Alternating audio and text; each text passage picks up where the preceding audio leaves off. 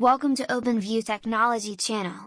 Samsung announces the GDDR6W specs less than 2 months after it introduced the GDDR7 specs.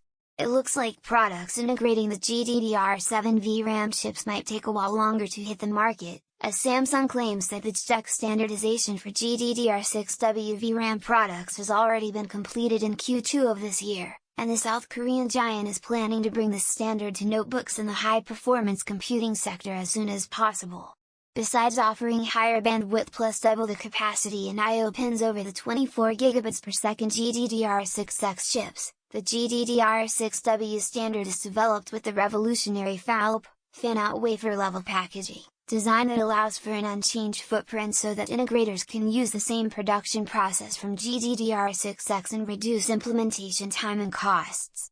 The capacity is now doubled from 16 gigabits to 32 gigabits per die, while the I/O pin out doubled from 32 to 64.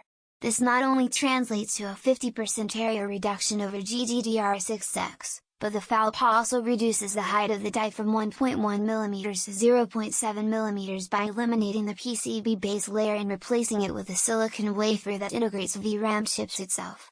As far as raw bandwidth is concerned, Samsung says the GDDR6W VRAM can almost match the HBM standard in a more efficient way.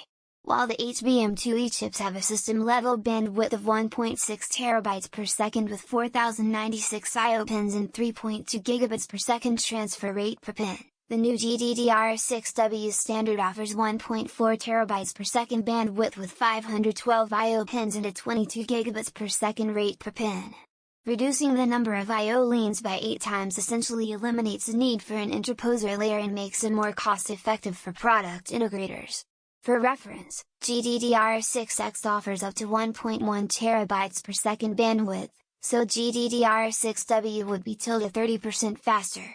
On the other hand, GDDR7 is expected to offer 1.7 TB per second bandwidth over a 384-bit bus. Subscribe and like for more.